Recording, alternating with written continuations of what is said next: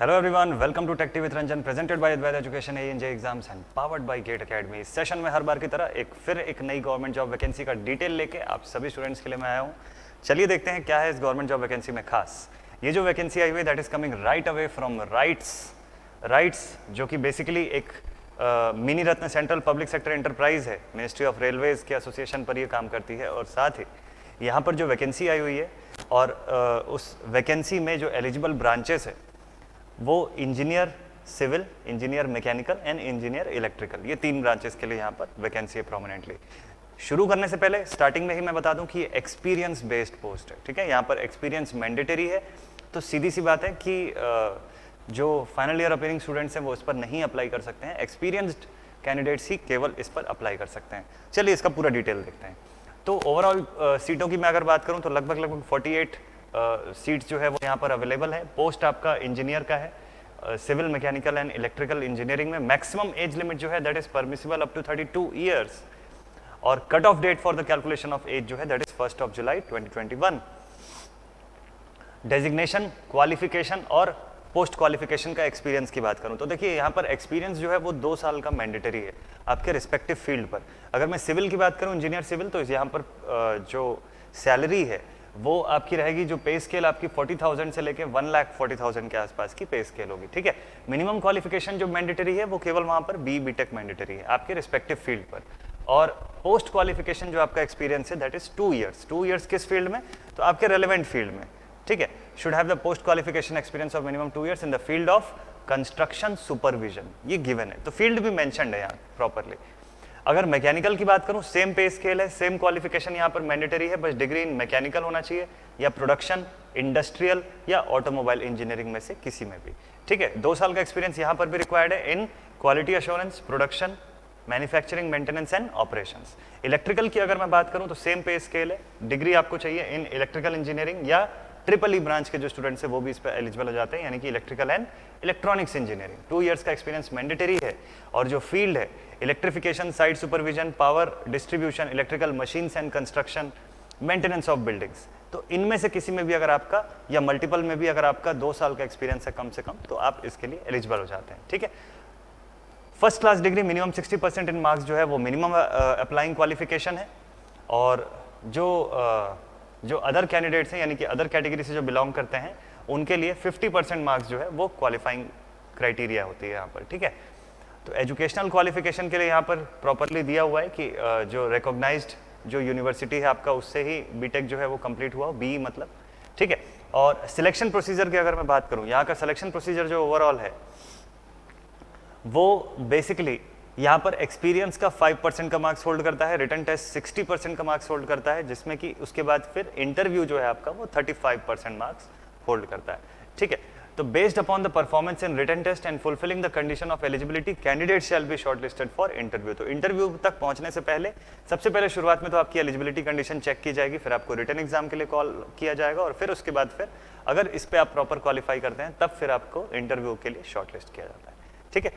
तो technical and professional proficiency 25%, personality, communication and competency 10%, ये weightage आपको ओवरऑल बताया हुआ है। तो सब कुछ मिला के ओवरऑल 100% का वेटेज बता रखा है यहाँ पर।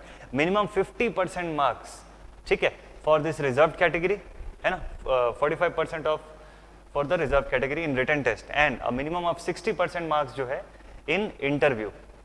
रिजर्व कैटेगरी के लिए वो 50% है, ठीक है। तो इतना आपके लिए रिक्वायर्ड होगा, वो मिनिमम क्राइटेरिया होगा, ठीक है, ये इंपॉर्टेंट है।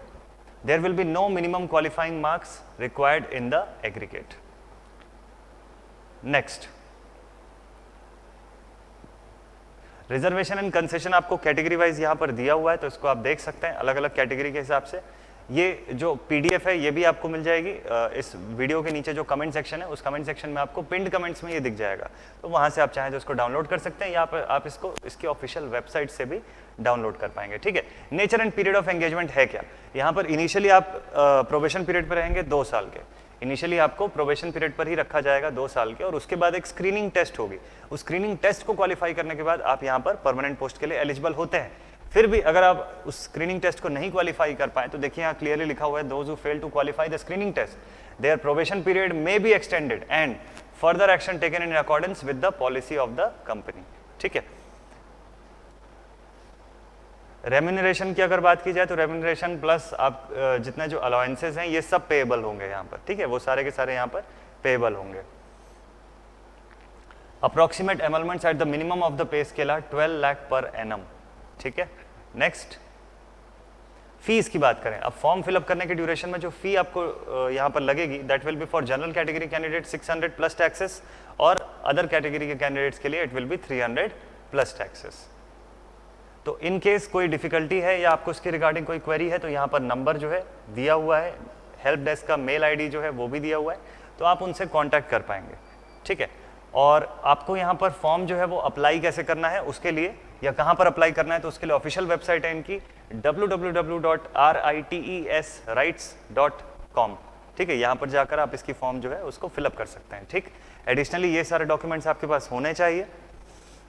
तो क्लियरली मेंशन्ड है कि no documents are to be submitted at the present, further जब आगे चल के जब रेलिवेंट डॉक्यूमेंट्स मांगा जाएगा तब उस समय आपको उसकी नीड होगी आगे के स्टेजेस में, अभी नहीं, ठीक है। तो ये कुछ कंडीशंस यहाँ पर गिवन है। रिटन टेस्ट जो होगा वो आपके 6 अलग अलग लोकेशंस वहाँ पर ऑप्शन में रहेंगे, ठीक है, उसमें से आप सेलेक्ट कर सकते हैं। वो 6 लोकेशन कौन कौन से होंगे वो मैं बताता हूँ अभी जस्ट। इंटरव्यू जो होगा वो subject to the performance in written test clearly mentioned है। Venue for the interview shall be communicated to the shortlisted candidate, वो उस समय बताया जाएगा। तो ये आपके 6 सिटीज़ हैं जिसमें से किसी भी एक में आपका रिटन टेस्ट जो है वो आप सेलेक्ट कर सकते हैं। तो दिल्ली या गुड़गांव, दिल्ली में गुड़गांव मतलब बेसिकली कोलकाता, चेन्नई, मुंबई, हैदराबाद, नागपुर, इनमें से किसी पर भी आपका रिटन टेस्ट जो है वो पॉसिबल। एग्जैक्ट डेट टाइम वगैरह जो है वो जो फर्दर कम्युनिकेट आपको हो जाएगा। ये बेसिकली कुछ जनरल इंस्ट्रक्शंस यहाँ पे दिए हुए हैं। और इंपॉर्टेंट डेट्स की बात कर लेते हैं। तो commencement of this online exam या ऑनलाइन फॉर्म फिलअप जो है वो 30 जुलाई से शुरू हो चुका है और last date of filling of this form is 25 August 2021, ठीक है। और डेट ऑफ सिलेक्शन यानी डेट ऑफ एग्जामिनेशन वगैरह का जो पार्ट है वो आगे चल के आपको नोटिफाई कर दिया जाएगा। 25 अगस्त जो है वो लास्ट डेट है for filling this application form, तो मिस नहीं करना है हमको ये डिटेल। और आई होप कि ये वैकेंसी का डिटेल आप लोगों के लिए बेनिफिशियल साबित होगा। मिलता हूँ आप सभी स्टूडेंट से नेक्स्ट वैकेंसी डिटेल के साथ। Till then stay connected and thank you very much.